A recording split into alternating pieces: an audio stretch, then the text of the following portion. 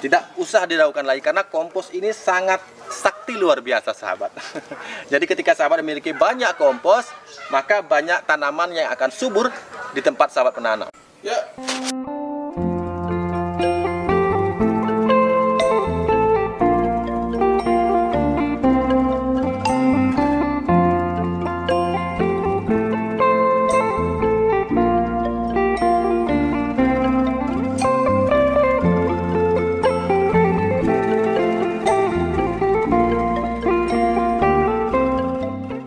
Saksikan sampai akhir video karena kita ada resep untuk menu berbuka puasa.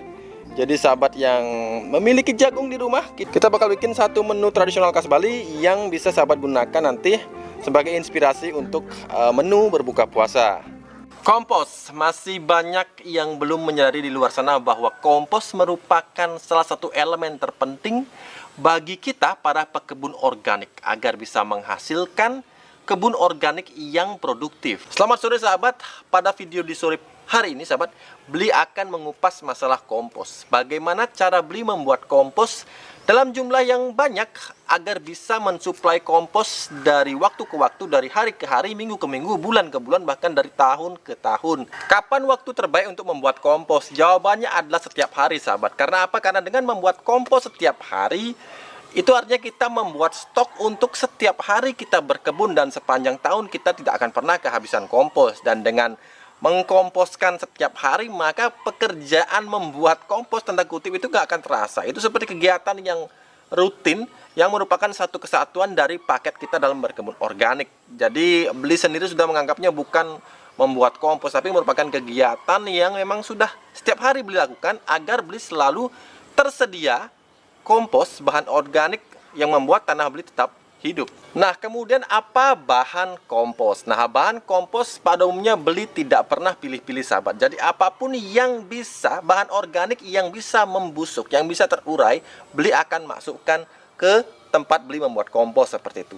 Tapi memang pada umumnya di dalam ilmu perkomposan, memang untuk membuat kompos kita memerlukan dua jenis bahan, yaitu bahan hijau maupun bahan coklat.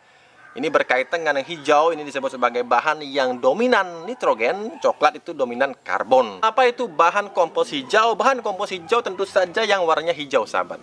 Jadi misalkan seperti rumput hijau yang baru kita sabit, kita masukkan ke sini, itu bahan hijau.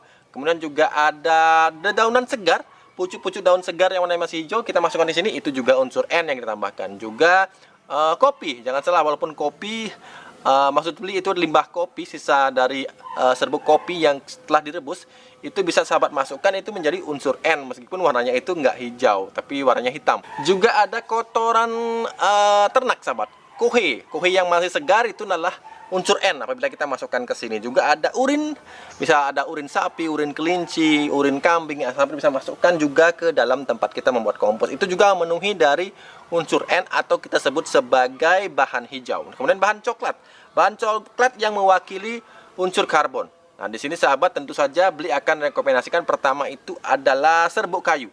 Serbuk kayu adalah bahan coklat yang baik sekali dalam pembuatan kompos. Kemudian juga ada ranting-ranting yang sudah kering, yang sudah remah, sahabat bisa masukkan juga ke dalam tempat kita membuat kompos. Kemudian juga ada daun kering sahabat, daun kering dari pohon yang sudah tua, daun yang benar-benar mengering jatuh karena sudah tua, itu juga unsur karbon atau kompos coklat.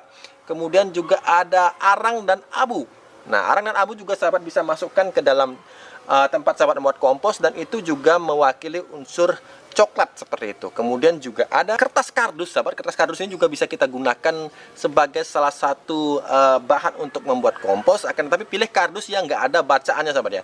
Kardus yang polos warna coklat itu sahabat bisa potong kecil-kecil, juga tambahkan di dalam tempat kita membuat kompos. Nah, seperti itu intinya membuat kompos sahabat. Jadi banyak sekali bahan-bahan yang sebenarnya kita bisa gunakan sebagai kompos. Nah, oke, langsung saja Beli akan tunjukkan di sini.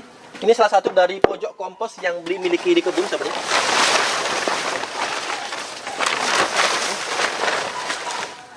Nah, sahabat, ini adalah pojok kompos. Beli menyebutnya sebagai pojok kompos, yaitu adalah tempat Beli menaruh bahan-bahan organik, kemudian Beli tambahkan beberapa hal yang sebentar lagi akan kita perlihatkan kepada sahabat. Nah, di sini sudah terasa sangat hangat sahabat ya.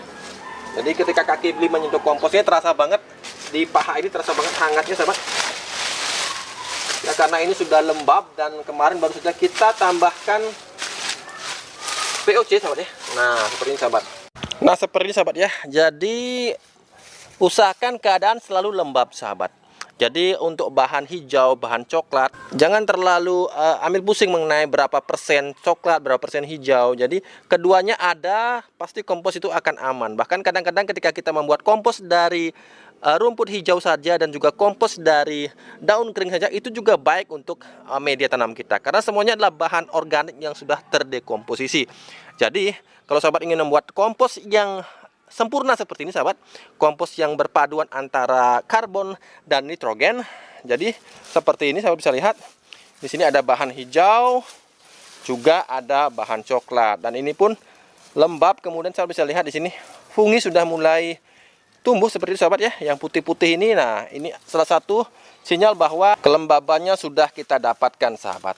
Sore ini kita akan tambahkan air lagi untuk menambah kelembaban. Jadi yang terpenting dalam membuat kompos adalah jaga kelembaban, sehingga kelembaban itu akan membuat suhu saat terjadi dekomposisi itu akan sangat baik. Akan tetapi jangan terlalu basah, karena ini bisa mendropkan suhu sehingga mikroorganisme tidak akan bisa bekerja dengan baik. Seperti sahabat, ini adalah salah satu pojok kompos yang beli miliki di kebun. Ini daun jati, kemudian sisa-sisa yang beli cabut kemarin, kemudian juga ada. Nah bahan hijaunya sudah lebih dulu hancur, itu biasa sahabat. Dan bahan hijau inilah yang membuat suhu panas itu keluar sahabat. Nah di sanalah keuntungan kita memasukkan juga bahan-bahan hijauan seperti itu. Nah ketika pertama kali masukkan bahan-bahan ke dalam tempat membuat kompos, sahabat juga harus wajib tambahkan, kalau beli kemarin ini gunakan kohe ayam. Kohe ayam beli campurkan air, kemudian airnya beli tambahkan molase, kemudian beli siramkan ke sini. Juga kemarin juga sempat beli tambahkan serbuk kayu. Nah, serbuk kayu juga akan mengundang jamur yang akan membantu penguraian atau membantu mempercepat proses dekomposisi. Kemudian jangan lupa setiap 3 hari sahabat cek kelembaban, kemudian sahabat cek suhunya. Bila ada alat pengukur suhu itu lebih bagus lagi. Saya bisa mengecek suhunya. Kita mengharapkan suhu yang hangat sahabat. Ketika mikroorganisme bekerja biasanya menghasilkan suhu yang hangat. Apabila suhunya terlalu dingin berarti ada yang salah. Sahabat bisa tambahkan lagi POC maupun mol yang sahabat campurkan dengan air, kemudian siramkan lagi ke sini. Itu akan membantu proses dekomposisi menjadi lebih cepat. Oke sahabat, beli akan ajak sahabat ke tempat pojok kompos yang lagi satu. Beli akan tunjukkan bagaimana perbedaan di sana beli membuat kompos. Nah ini adalah pojok kompos juga sahabat ya. Kalau ini kita kemarin gunakan mayoritas rumput hijau yang kita cabut. Jadi rumput hijau yang ada di kebun kita bersihkan, kemudian kita tumpuk di sini. Ini berdampingan dengan kandang ayam. Nah kemudian kemarin juga kita biarkan ayam-ayam bekerja di sini sahabat. Kami lepaskan ayam merah ke sini, kami kurung selama 2 hari. Kemudian ayam itu mulai buang kotoran di sini dan akhirnya itu juga menjadi bahan-bahan organik yang mempercepat proses dekomposisi. Jadi sore ini kami tinggal siram agar lembab, kemudian kita akan tutup kembali dengan terpal seperti itu. Kemudian kita akan tunggu lagi 3 hari. Kita cek kelembabannya seperti itu sahabat. Kemudian bila panasnya masih bagus dan kita lihat mulai mengering, kita tambahkan lagi air seperti itu. Jadi tidak masalah sahabat, apapun bahannya bisa sahabat gunakan. Keseimbangan antara unsur hijau dan juga unsur coklat itu jangan dipakai sebagai sesuatu yang mutlak. Jadi bahan organik yang melalui proses dekomposisi pasti baik nantinya ketika kita gunakan sebagai campuran media tanam.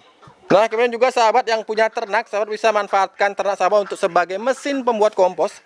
Caranya seperti ini sahabat ya. Seperti ini, kita sisa-sisa kulit jagung kita masukkan ke kandang, kemudian kita biarkan diproses oleh ayam kita, bebek kita. Nanti walaupun itu nggak dimakan, akan tetapi nanti ketika bercampur dengan kotoran, kemudian kena air, akan membusuk dan kita bisa pindahkan ke tempat kita membuat kompos.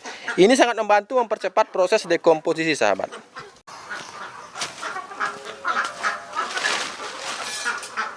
Nah kemudian berapa lama kompos ini bisa kita panen sahabat?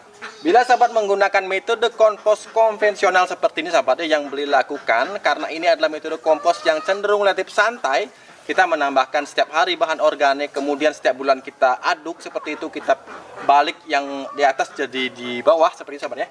Ini biasanya membutuhkan waktu sampai 6 bulan sahabat, cukup lama. Akan tapi bila sahabat konsisten membuat pupuk kompos ini setiap hari, maka tidak akan terasa. Semua akan bisa kita panen, gunakan setiap hari sahabat. Itu sebabnya nasihat beli bagi sahabat yang serius ingin berkebun secara organik, setiap harilah membuat kompos. Tambahkan bahan organik setiap hari, kemudian buat beberapa tempat atau pojok kompos, tempat sahabat membuat kompos. Jadi jangan hanya buat pada satu tempat sahabat ya, usahakan ada beberapa titik yang bisa kita gunakan sebagai tempat untuk menimbun bahan organik yang akan kita gunakan sebagai kompos. Tambahkan setiap hari, kemudian apabila sudah terjadi pembusukan, sahabat bisa tutup dan kemudian membuat lagi di tempat yang lain. Jadi itu sebabnya sahabat, kita harus menyiapkan beberapa titik tempat atau beli sering sebutnya sebagai pojok kompos. Oke, cukup sekian sahabat. Pada akhirnya ketika kita memiliki kompos seperti ini, beli yakin kita pasti bisa menghasilkan kebun organik yang produktif. Tidak usah diragukan lagi karena kompos ini sangat sakti luar biasa sahabat. Jadi ketika sahabat memiliki banyak kompos, maka banyak tanaman yang akan subur di tempat sahabat menanam. Oke, cukup sekian video beli kali ini. Mudah-mudahan mengerti dan mudah-mudahan sahabat yang belum mengerti bisa tanyakan di kolom komentar. Beli sangat suka sekali membacanya dan beli akan jawab meskipun mungkin waktunya tidak harus pada saat sahabat bertanya. Mungkin besoknya atau mungkin lusanya. Oke, cukup sekian video beli kali ini. Jangan lupa untuk berusaha menanamlah hari ini agar kita bisa panen esok hari. Sampai jumpa.